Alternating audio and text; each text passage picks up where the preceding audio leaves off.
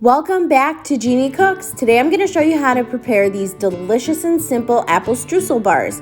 You can find the measurements of everything in the caption of this video, but you're going to need some melted butter, some graham cracker crumbs, all-purpose flour, brown sugar divided, some apples, powdered sugar, cinnamon, sugar, and some milk.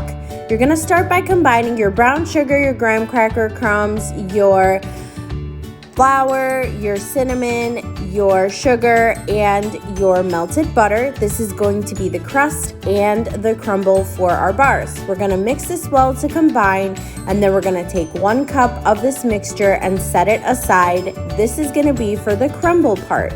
So we're going to go ahead and take the remaining portion of the crumble that we just made, or crust, and we're going to press that into a 13x9 pan lined with parchment paper. The parchment paper is going to make your life easier later, so don't skip that step.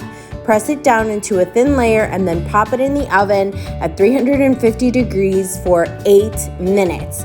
While that's in the oven, I go ahead and I peel my apples. I like using any sort of red apple for this. You're going to need about 2 cups of it. So you're going to peel them and then you're going to dice them.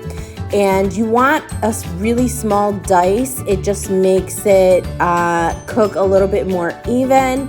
So this is the size I prefer. You're going to dice them all up until you get about 2 cups. I find about 2 large apples or 3 small apples is about what I need. I place that into a bowl, and then I'm going to go ahead and add the remaining brown sugar and mix this until the sugar sort of dissolves on those apples. Once the crust comes out of the oven, you're going to go ahead and top the pre-baked crust with this apple mixture.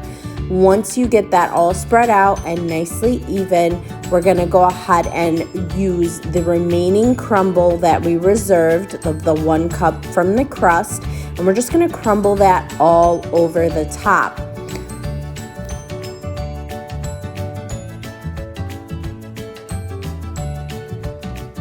Now we're going to pop it into the oven at 350 for 30 minutes until our apples are nice and tender.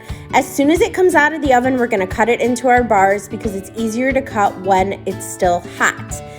So you're going to set it aside to cool completely, and once it's cooled, we're going to go ahead and make our glaze. Our glaze is just our powdered sugar and our milk. The measurements and the written directions are in the caption of this video.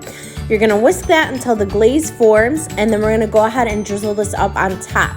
You can skip the glaze, but I find it just makes it look so much more beautiful, so I love putting this glaze on top.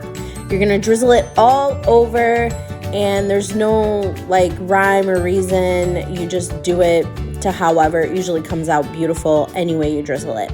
Set it aside and let it set completely. Once it's set, it's time to enjoy. Hit that like button and subscribe for more recipes. Thanks for watching.